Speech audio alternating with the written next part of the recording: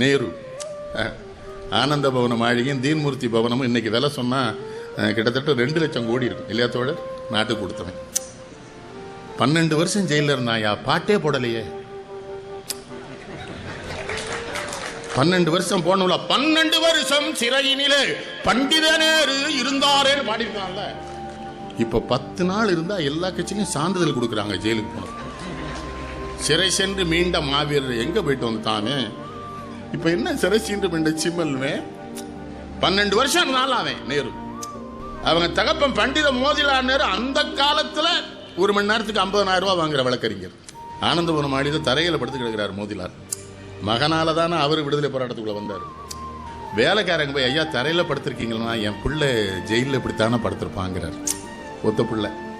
நேருவுக்கும் பேரன் இருந்தானே, இவர் டேராடூன்ல இருக்கிறாரு. இந்திரா காந்திக்கு குழந்தை பிறகுது, ராஜீவ்னு பேர் விடுது அந்த அம்மா. சிறையிலிருந்து மகளுக்கு கடிதம் எழுதுகிறாரு. ராஜீவ் என்றால் கமலம் என்ற அர்த்தம், உனக்கு உன் அன்னையின் மீது அதிக பற்று, அதனாலே தான் அவள் பெயரை விட்டிருக்கிறாய். சரி பிரியதர்சினி, அவன் நம் குடும்ப நிறத்திலே இருக்கிறானான்னு கேட்கிறார். காஷ்மீரத்து குங்குமம் அப்படிலாம் கேட்டு எழுதுறாரு. இந்திரா காந்திக்கு அலகாபாத்துக்கு ஒரு தகவல் வருது. அலகாபாத் ஜெயிலுக்கு கோவிந்த வல்லப பந்தையும் நேருவையும் கொண்டு வர்றாங்க. யாரு? வெள்ளை அதிகாரிகள். இன்னைக்கு சாயங்காலம் வந்துருவாங்கன்னு. இந்திரா காந்தி என்ன பண்ணுது, ராஜீவ் காந்தி சின்ன குழந்தைய கையில தூக்கிட்டு எந்த வழியாக போலீஸ் வேன்ல தன்னுடைய தந்தையை கொண்டு வருவாங்களோ அந்த ரோட்ல போய் நிக்குது தயாரா. ஒரு 6:45 7 மணிக்கு இருட்டுற நேரம் வருதா, திருவிளக்கு கீழே இந்த அம்மா நிக்குது. அந்த வேன் குறுக்க போகும்போது திருவிளக்குல தூக்கி மகனை காட்டுது. போலீஸ் வேன்ல இருந்து நேரு பாக்குறான் பேரனை.